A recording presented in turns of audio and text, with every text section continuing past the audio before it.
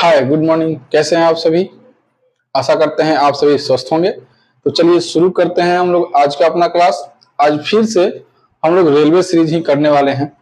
आपको बता दें कि रेलवे का नोटिफिकेशन जारी हो चुका है, जिसमें कहा गया है कि नवंबर के अंतिम सप्ताह से और दिसंबर के अंतिम सप्ताह तक आपका एएलपी और आरपीएफ एसआई और टेक्नीशियन जनवरी होते होते जनवरी के आसपास हम लोग अगर मानकर चले कि अगर नवंबर से शुरू हो रहा है, जनवरी फरवरी जाते जाते इन तीनों के एग्जाम को क्लियर कर लेगा, कवर कर लेगा।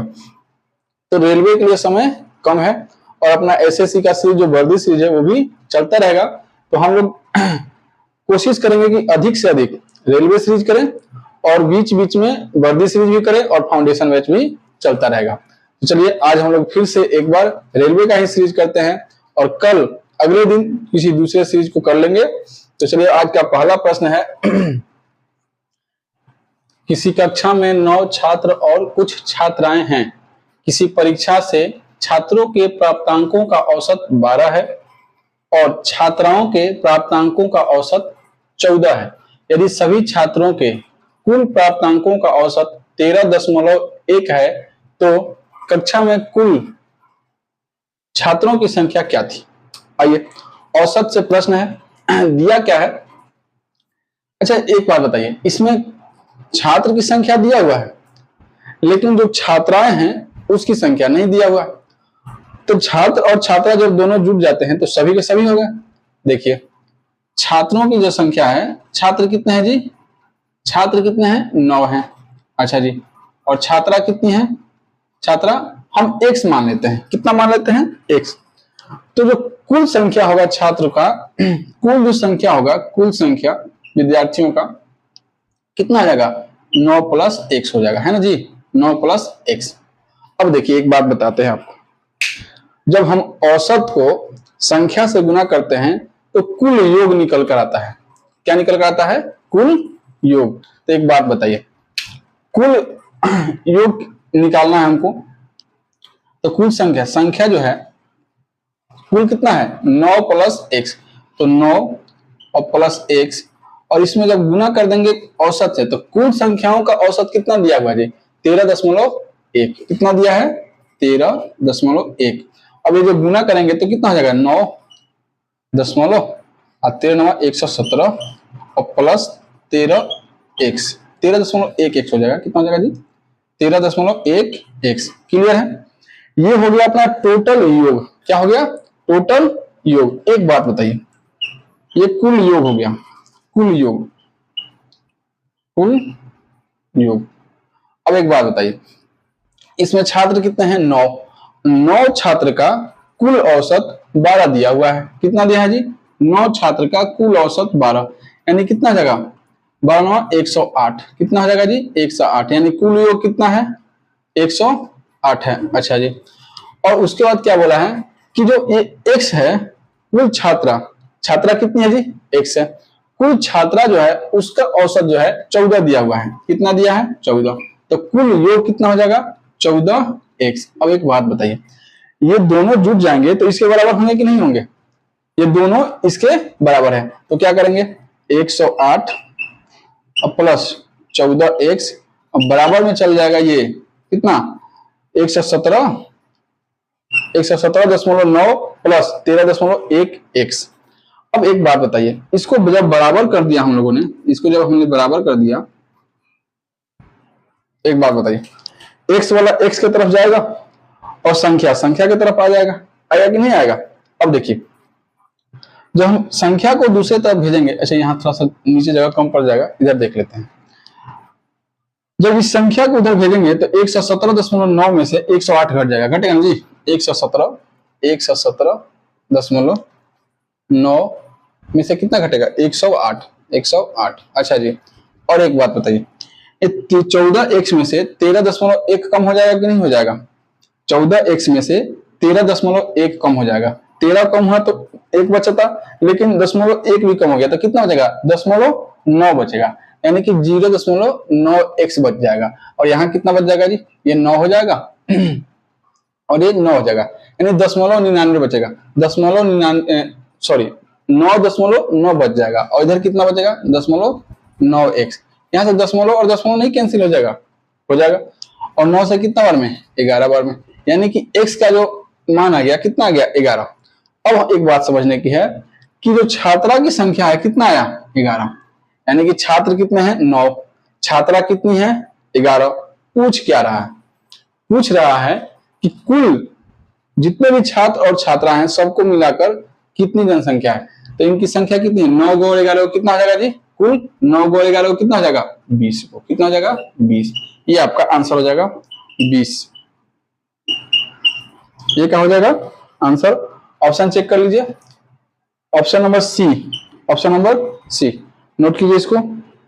यहां हम लोग कंसेप्ट के साथ साथ पूरा एक्सप्लेनेशन को बिल्कुल करते हैं, ठीक है, ताकि सीख भी जाएं। जो लोग नए हैं, जो लोग अच्छे से नहीं तैयारी किए हैं, पहली बार अटेम्प्ट करना है, पहली बार पढ़ाई कर रहे हैं, उन लोगों को भी चीजें समझ में आनी चाहिए, इसलिए थोड़ा डीपली और अच्छे से समझाकर बताया जाता है। बाकी एग्जाम में आपको जितना तेजी में बना सकते हैं, जितना शॉर्ट बना सकते हैं, उसको अप्लाई करना है। इसको नोट कीजिए।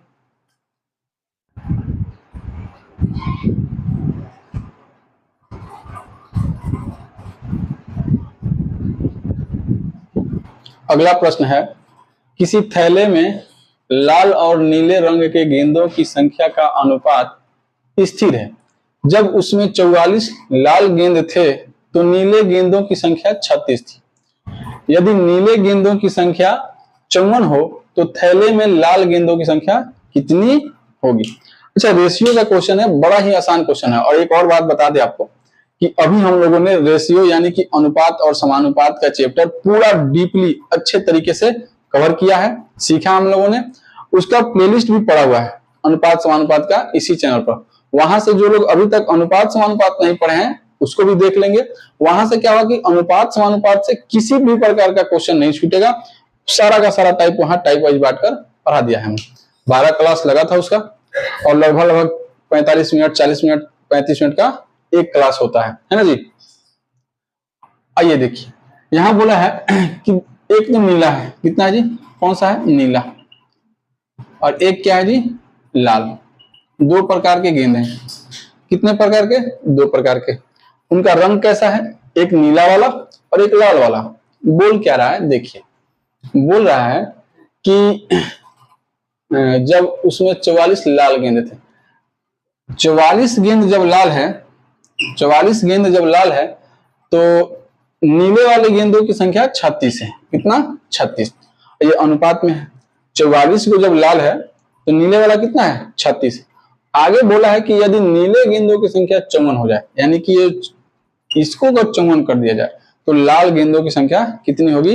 रेशियो रूल से आपको याद होगा कि जब भी ऐसा होता है इसको करेंगे यहाँ गुना, क्या करेंगे गुना, और इसको करेंगे यहाँ भाग, बात खत्म है ना जी, बात हो जाएगा खत्म। 9 चौके 36, 9 छक्के 54 और 4 से 11 बार में, और ये 6 से 11 से कितना रहेगा जी 66।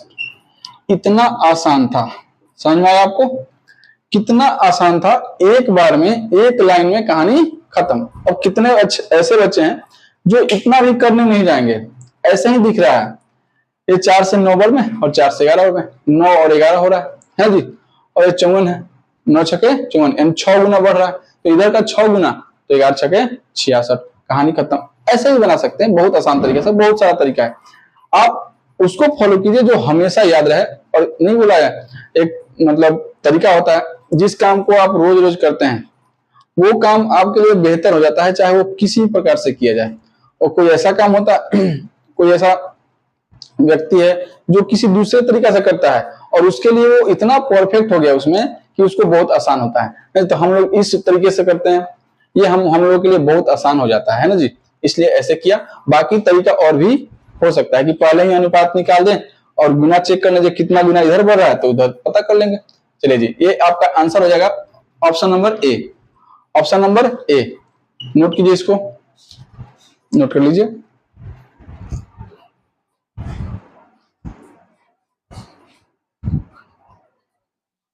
अगला प्रश्न है, 9.5% वार्षिक साधारण ब्याज पर कोई राशि 6 वर्ष में 942 हो जाती है। आरंभ में किया गया निवेश कितना था। एक बात बताइए, ये तो एसआई है ना जी, और दिया है कि 6 वर्ष में। टी कितना दिया है जी? 6 वर्ष। टी कितना दिया है? 6 वर्ष। और आर कितना दिया है जी? आर दिया है 9.5% वार्षिक। क्या दिया है जी? वार्षिक। अब एक बात समझिए, एक वर्ष में 9.5% का ब्याज लगेगा और 6 वर्षों तक ब्याज लगा है, और जो कैलकुलेशन हो रहा है ना वो साधारण ब्याज हो रहा है, यानी कि एसआई प्रतिशत कितना हो जाएगा जी? एसआई प्रतिशत कितना हो जाएगा? आपका ब्याज का प्रतिशत कितना हो जाएगा? 6×5 = 30, 3 और 9 छके 54 और 3 57, दशमलव लग जाएगा, यानी कि 57% का ब्याज लगेगा। कितना? 57% का ब्याज। अब यहाँ समझने की जरूरत है, दशमलव के बाद तो जीरो का कोई वैल्यू रह नहीं जाता है। बोला है कि राशि जो है 942 हो गई है, यानी कि दिया क्या है? ए दिया है। क्या दिया है जी? ए दिया है। कितना दिया है जी? 942। अब एक बात बताइए, जो ए होता है, ए का मतलब मिश्र धन, ए का मतलब मिश्र धन, उसमें क्या है कि ए इक्वल टू क्या होता है? आपका पी, ठीक ना, और साथ ही साथ एसआई, ये दोनों होते हैं। तो पी 100% और एसआई जितना परसेंट निकला है। तो इसमें क्या है कि यहाँ इसमें 100% अपना मूलधन भी है और उसके बाद 57% ब्याज है। तो दोनों जोड़ने पर कितना हो गया? 157। कितना हो गया जी? 157%। तो 157% पर 942 दिया हुआ है। 157% पर, अच्छा दूर लिख लेते हैं थोड़ा सा, 157% पर 942 दिया हुआ है। तो 100% हमेशा क्या होता है? अपना मूलधन होता है। मूलधन जब भी निकालना होता है तो 100% पर निकाल लेते हैं, मूलधन पता चल जाता है। यानी कि 100% पर निकाल लेंगे, ये अपना मूलधन हो जाएगा, यानी कि 157, है ना जी। ये कट जाएगा 6 बार में। देखिए 6 7 42, 4 3 4, 6 5 3 4 34, 3 बजे 6 और 3 9। ये आपका मूलधन कितना आ गया जी? 600 रुपया। ये आपका होगा आंसर। ऑप्शन दिया है, ऑप्शन नंबर सी, ये आपका आंसर हो जाएगा। समझ में आया? अच्छा इसको एसआई की कोई जरूरत नहीं है। हाँ जी, क्लियर है? नोट कर लीजिए इसको।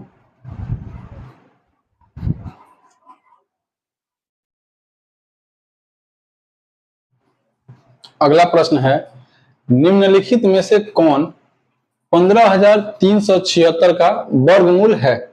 बड़ा ही आसान क्वेश्चन दे दिया और वर्गमूल पूछा है। एक और बात बता दें आपको कि हम लोग जब कैलकुलेशन शुरू किए थे तो उसमें वर्गमूल पढ़ाया हमने, पढ़ाया ना जी। तो यहाँ देखिए ये पूछ दिया क्वेश्चन और 1 नंबर देकर जाएगा। आइए बनाते हैं इसको, पहले इसको जल्दी में बनाते हैं फिर आपको कंसेप्ट समझाते हैं। ये 15,376 इकाई का स्थान पर क्या है जी? 6 है, तो यहाँ क्या हो जाएगा? 4, और यहाँ क्या हो जाएगा? 6, पीछे से 2 कट जाएगा और 12 का 144 होता है। तो जब 12 का 144 तो बीच में रखेंगे, ये आपका हो जाएगा 125, है ना जी। और इसको बढ़ा देंगे, कितना हो जाएगा? 3, 13 हो जाएगा, यानी कि 25 और 156, यानी कि 15,625। ये वाला जो है 15,376 है, कम है। आंसर क्या हो जाएगा आपका? कम वाला हो जाएगा 24। अब इसका समझाते हैं कंसेप्ट। एक बात बताइए, हम लोग क्या करते हैं जब इकाई का करते हैं ना गुना, वर्ग करते हैं इकाई का अंक का, जैसे 1 से 9 तक का वर्ग जब करते हैं, 1 का वर्ग जब करेंगे तो 1 आएगा, 2 का जब वर्ग करेंगे तो 4 हो जाएगा, 3 का जब वर्ग करेंगे तो 9 हो जाएगा, और 4 का जब वर्ग करेंगे तो 6 हो जाएगा, और 5 का तो 25 हो जाएगा, यानी कि 5 हो जाएगा। लेकिन जब वापस जाते हैं 6 का फिर 36 होगा, और 4 का भी तो 16 हुआ था, तो इकाई का अंक क्या आ जाता है? 6। यानी 4 का और 6 का, ये 4 और 6 का दोनों का जो इकाई का अंक है वर्ग करने के बाद वो 6 होता है। ठीक है, तो इस कंसेप्ट को हमने पूरा का पूरा डीपली एकदम अच्छे तरीके से फाउंडेशन वाले क्लास में वर्ग, वर्गमूल, घन, घनमूल और गुना पूरा का पूरा कंसेप्ट के साथ सिखाया हमने, प्रैक्टिस भी करवाया है, अपना प्लेलिस्ट भी पड़ा हुआ है। और इसी वीडियो में हम डिस्क्रिप्शन में लिंक भी डाल देंगे, वहां से भी देख सकते हैं, या फिर उड़ान कॉम्पिटिटिव जोन के चैनल पर जाकर प्लेलिस्ट खोज लेंगे और उसमें से वर्ग खोज लेंगे, और वहां से जाकर पूरा का पूरा 8 प्रकार से वर्ग निकालना और ये वर्गमूल निकालना सिखाया है, उसको सीखिए जरूर। कैलकुलेशन है, बहुत छोटा है लेकिन बड़े काम का चीज है, बहुत काम का चीज है। यहां से आपको क्या होता है ना कि कैलकुलेशन एक ऐसा चीज है कि मैथमेटिक्स को आसान बना देता है। तो इसको बिना सीखे नहीं छोड़ना है, इसको सीख लेना है। आपका आंसर कितना हो जाएगा जी? 124। Option number B. Option number कितना हो जाएगा जी? बी। नोट कर लीजिए। इसमें समझने की बात है, इसको नोट करने से कुछ समझ में आएगा नहीं ज्यादा हमको जैसे लगता है, लेकिन फिर भी नोट कर लीजिए और लेकिन सीखिएगा जरूर, ठीक है। चलिए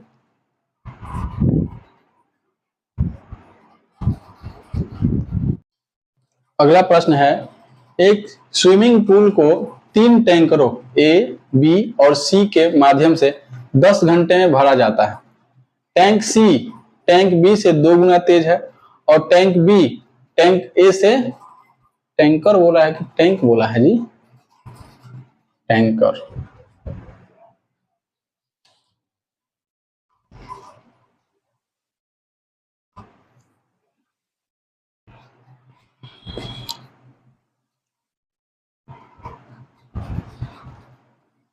अगला प्रश्न है, एक स्विमिंग पूल को 3 टैंकरों ए, बी और सी के माध्यम से 10 घंटे में भरा जाता है। टैंकर सी टैंकर बी से 2 गुना तेज है और टैंकर बी टैंकर ए से 2 गुना तेज है। बोल रहा है कि स्विमिंग पूल को टैंकर ए के द्वारा अकेले भरने में कितना समय लगेगा। ये टाइम एंड वर्क का क्वेश्चन है। आइए जी, ये तो बहुत बार बना दिया हम लोगों ने। ए है, बी है और सी है। बोल रहा है ना कि जितना टैंकर ए का क्षमता है उससे 2 गुना क्षमता है बी का, यानी कि इफिशियंसी का अनुपात दिया है। यहाँ 1 है तो यहाँ 2 है। लास्ट से देखिए, लास्ट से बोला है ना कि टैंकर बी टैंकर ए से 2 गुना तेज है। अच्छा जी, अब बोल रहा है कि शुरू में देखिए कि टैंकर सी टैंकर बी से 2 गुना तेज है, यानी कि इसका क्षमता 2 है तो इसका 4 हो जाएगा। 2 गुना हो गया कि नहीं हो गया? ये क्या है? इफिशियंसी। अब एक बात बताइए, इफिशियंसी गुना टाइम इक्वल टू वर्क होता है, यानी कि सी जो है 4 की क्षमता से, बी जो है 2 की क्षमता से, ए जो है 1 की क्षमता से पानी भरता है। तो ये तो इफिशियंसी जो होता है दर होता है, काम करने का दर होता है, यानी कि 1 घंटा में ए जो है 1 लीटर, बी जो है 2 और सी जो है 4 भरता है। तो देखा जाए तो 10 घंटा काम क्या है, और तीनों मिलकर तो 1 गो 2 गो 3 गो और 4 गो 7 गो 7 की क्षमता से 10 घंटा तक, यानी कि डब्ल्यू अपना कितना, हाँ जी, डब्ल्यू कितना हो जाएगा जी? 70। डब्ल्यू कितना हो गया? 70। अब पूछ क्या रहा है कि इसी 70 को, पूरा वर्क कितना हो गया? 70। इसी 70 को ए अकेले कितना समय में भरेगा? तो ए की जो क्षमता है 1 है, तो 1 की क्षमता से वो भरेगा। तो 1 करके 1 घंटा में 1 लीटर, फिर अगले 1 घंटा में 1 लीटर, अगले 1 घंटा में 1 लीटर, ऐसे करके भरेगा। तो 70 लीटर की पानी को 1 लीटर की क्षमता से जब भरेगा, यानी कितना भरेगा जी? कितना टाइम लगेगा जी? ए को 70 घंटा टाइम लगेगा। ये आपका आंसर हो जाएगा, यानी कि ए का आंसर कितना हो जाएगा? 70। ऑप्शन चेक कर लीजिए, सी। ऑप्शन नंबर सी ये होगा आपका आंसर। नोट कर लीजिए।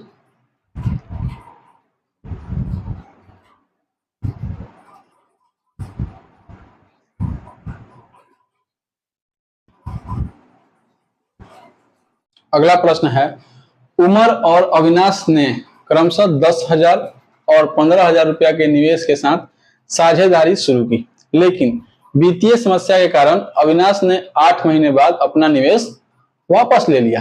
पहले 12 माह का लाभ दोनों में किस अनुपात में बांटा जाना चाहिए? अच्छा एक बात बताइए, ये जो क्वेश्चन है साझेदारी से है। 2 लोग हैं, देखिएगा ध्यान से। एक तो उमर है, लिख दे यू, उमर हो गया, और एक है अविनाश। ये कितना, कौन है? अविनाश। बोल रहा है कि दोनों कुछ राशि निवेश किए। कितना दिया है जी? 10,000। उमर कितना लगाया? 10,000। और अविनाश जो है 15,000 रुपया के साथ व्यापार शुरू किया इन लोगों ने। बोल रहा है कि कुछ तंगी हो गया बीच में जाकर, 8 महीना बीता, उसके बाद क्या हुआ कि अविनाश ने अपना पूरा का पूरा पैसा वापस ले लिया। तो एक बात बताइए, वापस तो लिया है अविनाश ने, लेकिन 8 महीने तक तो काम किया ना जी, 8 महीने तक तो उसका निवेश रहा ना, तो 8 महीने का तो उसका पैसा मिलेगा। तो ये कितना दिन तक रहा? 8 महीने। लेकिन जो बंटवारा हो रहा है वो 12 महीने के बाद हो रहा है। तो पैसा वापस जो है अविनाश लिया, उमर तो अपना पैसा वापस लिया नहीं, यानी कि उमर तो पूरा का पूरा 12 महीना तक रहा, यानी कि उमर जो है 10,000 रुपया के साथ पूरा 12 महीना तक काम किया और अविनाश 15,000 रुपया के साथ सिर्फ 8 महीना काम किया। अब इसी अनुपात को एक बात बताते हैं, समय गुना पूंजी का अनुपात जो होता है वही लाभ का अनुपात होता है। नोट करके कहीं लिख सकते हैं इसको, समय और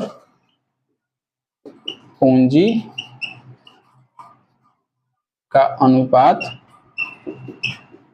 ही लाभ का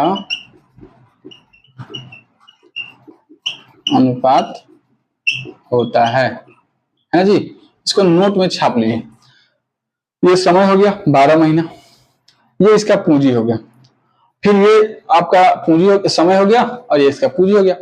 तो समय और पूंजी के गुणनफल का अनुपात, समय और पूंजी का, अच्छा जी गुणनफल छूट गया, रुकिए एक मिनट। समय और पूंजी का गुणनफल,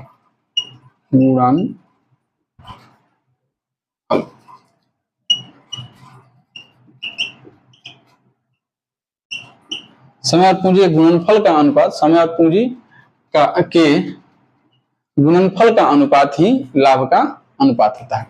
और देखिए तो ये कट जाएगा 4 से, 4 दूनी का 8, 4 तिहाई 12, 3 5 15 और 5 दूनी का 10, कट गया।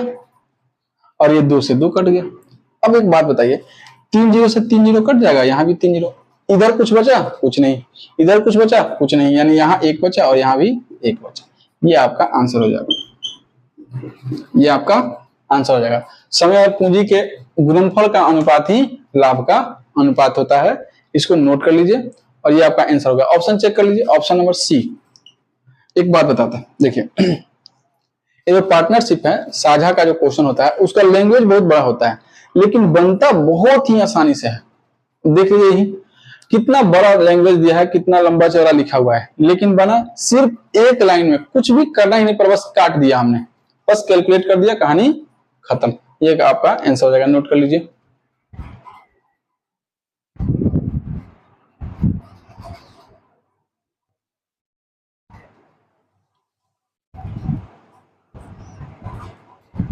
अगला प्रश्न है, एक रेलगाड़ी 90 किलोमीटर प्रति घंटे की चाल से एक 100 मीटर लंबे पुल को पार करने के लिए 10 सेकेंड का समय लेती है। रेलगाड़ी की लंबाई मीटर में ज्ञात करें। आइए जी। अच्छा रेलगाड़ी तो अभी पढ़ाया नहीं हमने, लेकिन फिर भी देखिए। अच्छा एक बात बताते हैं, लंबाई हमेशा जुट जाता है। क्या होता है? लंबाई हमेशा जुट जाता है। जैसे रेलगाड़ी की लंबाई है और किसी पुलिया को पार करेगी तो दोनों लंबाई क्या होगा? जुट जाएगा। जैसे समझिए एक रेलगाड़ी है ना जी, ये धुआं फेंक रही है, ये डब्बा है, चक्का है, और किसी पुलिया को पार करेगी तो पुलिया तो बड़ा होगा ना जी, पुलिया तो पार होगा, बड़ा होगा। अब जब इसको पार करेगी, इस ओवरब्रिज को पार करेगी, तो जितना इसका लंबाई है उतना लंबाई इसका जुट जाता है। क्या होता है? जुट जाता है। और खुद के चाल से खुद की लंबाई को, या फिर जितना भी लंबाई होता है, पुलिया का लंबाई या फिर किसी दूसरे ट्रेन की लंबाई या खुद की लंबाई, खुद के चाल से जितना समय लगता है पार करने में उतना ही उसका आंसर होता है। यानी रेलगाड़ी की लंबाई कितनी दी है जी? 100 मीटर। रेलगाड़ी की लंबाई दिया ही नहीं है, तो रेलगाड़ी की लंबाई हम एल मान लें, एल मीटर मान लेते हैं। अच्छा जी, रेलगाड़ी कितनी लंबी है? एल मीटर लंबी रेलगाड़ी है। और पुलिया जो है वो 100 मीटर लंबा है। पुलिया कितना लंबा है? 100 मीटर। हमने क्या बोला?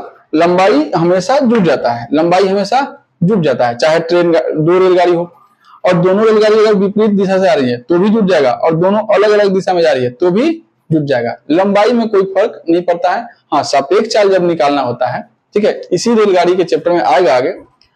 सापेक्ष चाल जब निकालना होता है, जब सामने से आती है एक दूसरे के विपरीत, तो चाल जो होता है जुट जाता है, चाल जुट जाता है।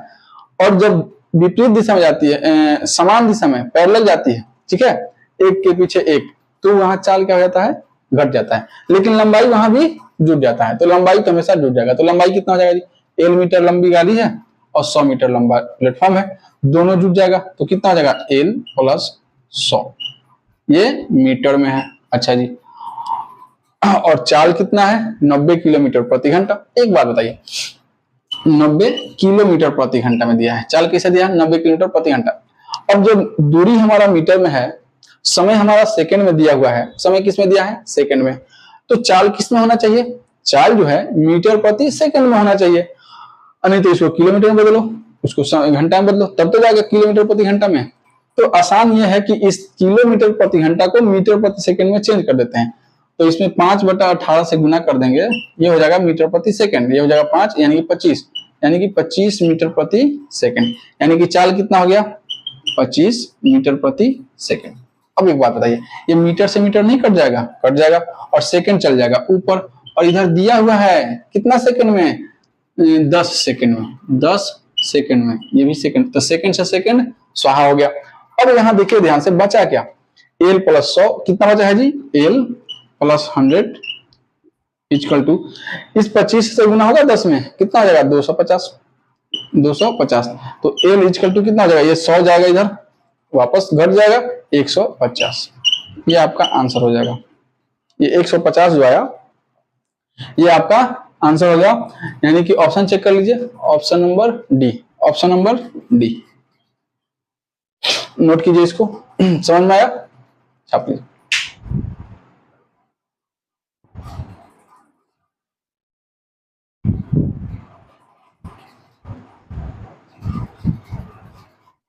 अगला प्रश्न है, 2 अंकों की वह संख्या ज्ञात कीजिए जो इसके अंकों के गुणनफल की 3 गुना है।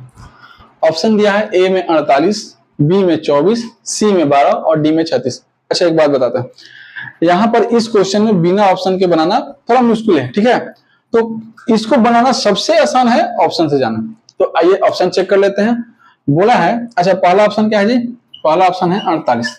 क्या बोल रहा है कि जो संख्या दिया हुआ है, इस संख्या के जो अंक हैं, तो अंक क्या है, 4 और 8, 2 अंक हैं 8 और 4, इकाई के स्थान पर 8 है, दहाई के स्थान पर 4 है। बोल रहा है कि इन दोनों अंकों का गुणनफल, तो 4 और गुने 8, 4 गुने 8 कितना हो जाएगा जी, ये हो जाएगा 8 चौका 32 हो जाएगा। अब बोल रहा है कि जो 32 जो है गुणनफल जो है, गुणनफल का 3 गुना संख्या होना चाहिए, तो ये 3 गुना है, नहीं है, यानी कि ऑप्शन ए कैंसिल हो गया। अच्छा जी ऑप्शन बी देख लीजिए, ऑप्शन बी जो है 24 दिया है, कितना दिया है जी 24, तो 24 में 2 है और 4 है, गुना करेंगे कितना हो जाएगा 8, और ये 8 तरीका 24, 3 गुना है ना जी। ऑप्शन नंबर बी सही है, बिल्कुल करेक्ट आंसर है, यानी ऑप्शन नंबर बी, बी जो है 24 ये आपका आंसर हो जाएगा, है ना जी।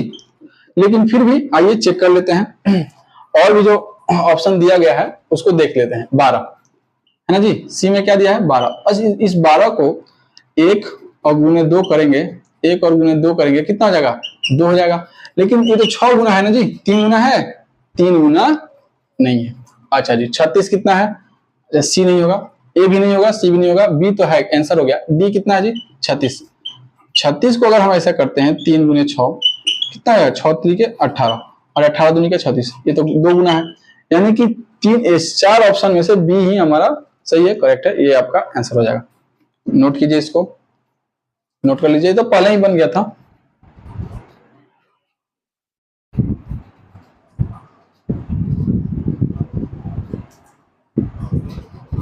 अगला क्वेश्चन है, 1600 रुपए की राशि पर 6 साल की अवधि के लिए 5% वार्षिक दर पर अर्जित ब्याज कितना होगा। बड़ा ही आसान क्वेश्चन पूछ दिया।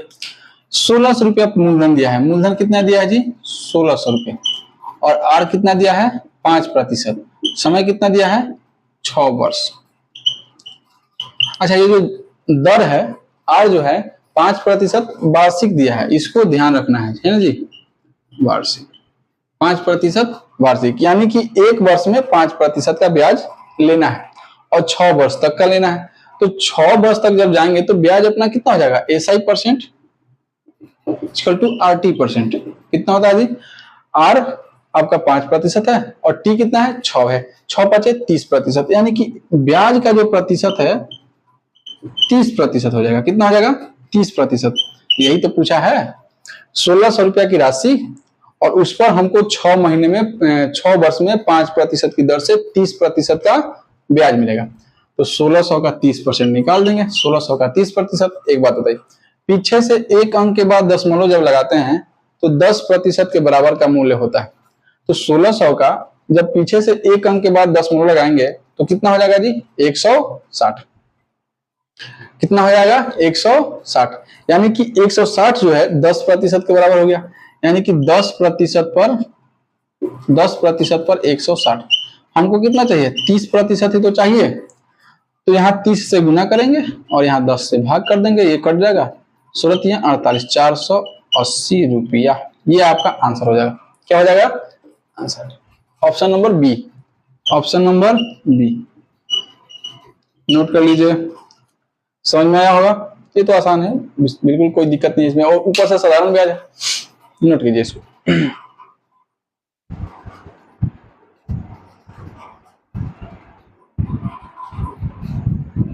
अगला प्रश्न है, तपस, अवि और ऋषि के बीच एक केक को बांटा गया। तपस को केक का 1/2 भाग मिला, ऋषि को 1/3 भाग और शेष अवि को प्राप्त हुआ। बोल रहा है कि अवि को कितना भाग प्राप्त हुआ। आइए जी, एक केक है और इस केक का 1/2 भाग, अच्छा 3 लोग हैं, ऐसे करते हैं, 3 लोग हैं, कितने लोग हैं जी? तपस है, तपस को टी लिख दे, हाँ जी। अवि को, अच्छा अवि है, तब पहले ऋषि लिख देते हैं, क्योंकि जो सीक्वेंस है ना पूछने का, अवि पूछा है तो पहले ऋषि कर लेते हैं, ठीक है। अच्छा चलिए वैसे ही करते हैं, अवि, अवि को और क्या है ऋषि है, आर लिख देते हैं। तपस, अवि और ऋषि। बोल क्या रहा है समझिएगा, बोला है तपस को केक का 1/2 भाग मिला, हम क्या मान रहे हैं, फिर बोला है कि ऋषि को 1/3 भाग। एक बात बताते हैं, आप जब भी बटा में कुछ भाग दे, ऐसा कुछ क्वेश्चन दे, तो एक काम हमेशा याद रखिए, हमने इस बात को आपको अनुपात में भी बताया है, ठीक है, कि जब भी ऐसा कोई स्थिति बने तो वहां पर सबसे बेहतर तरीका ये होता है कि जो अनुपात, जो बटा दिया होता है ना जी, जो भाग दिया होता है, अगर भिन्न में दिया है तो दोनों के हर का एलसीएम ले लीजिए, या फिर 3 दिया हो तो तीनों का हर का एलसीएम ले लीजिए, 4 दिया हो तो चारों का हर का एलसीएम ले लीजिए और उसको संख्या मान लीजिए। तो यहाँ पर 1/2 दिया है, कितना दिया है जी, तपस को 1/2, तपस का कितना है 1/2, और फिर कितना मिला ऋषि का 1/3, ऋषि को कितना मिला 1/3। हम क्या बोल रहे हैं, इसका पता नहीं है, एक और काम करते हैं, 2 और 3 का एलसीएम ले लेते हैं। क्या ले लेते हैं? लघुत्तम समापवर्तक। तो 2 और 3 का लघुत्तम कितना हो जाएगा जी? 6 हो जाएगा। हम क्या बोल रहे हैं कि इस 6 को संख्या मान लेते हैं। क्या मान लेते हैं? संख्या, यानी कि हम इसको मान लेते हैं केक। क्या मान लेते हैं? केक। केक कितना है जी? 6 भाग है। केक कितने भाग में है? 6 भाग में। क्लियर है? अब ये बोला है कि केक का 1/2, तो इस 6 का 1/2, तो 6 का जब 1/2 निकालेंगे तो बाबू कितना हो जाएगा? 3 हो जाएगा। यानी 6 का 1/2 कितना हो जाएगा? 3। यानी कि यहाँ 6 से गुना करेंगे तो कितना हो जाएगा? 3 हो जाएगा। तपस को कितना मिल गया? 3। अच्छा जी, और ऋषि को 1/3 है। ऋषि को कितना मिला है? 1/3। तो अगर यहाँ हम 1/3 करते हैं तो क्या हो जाएगा? 2। यानी कि ऋषि को कितना हो जाएगा? यहाँ 2 प्राप्त हो जाएगा। अब एक बात बताइए, कुल केक कितना भाग में बटा हुआ है? 6 भाग में। यानी कुल केक कितना है? 6 है। और 3 मिल गया तपस को, 2 मिल गया ऋषि को, तो बचा कितना?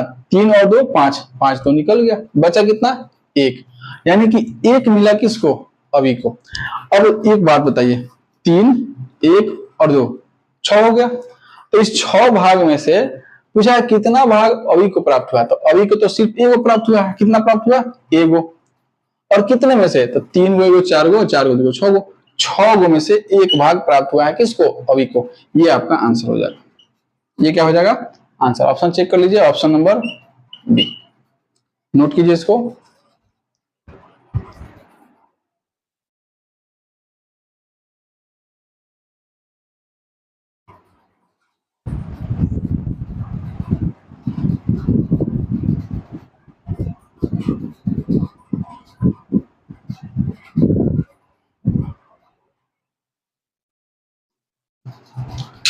तो आज के लिए इतना ही रहने देते हैं, मिलते हैं फिर हम लोग अगली क्लास में। तब तक के लिए आप सभी को धन्यवाद।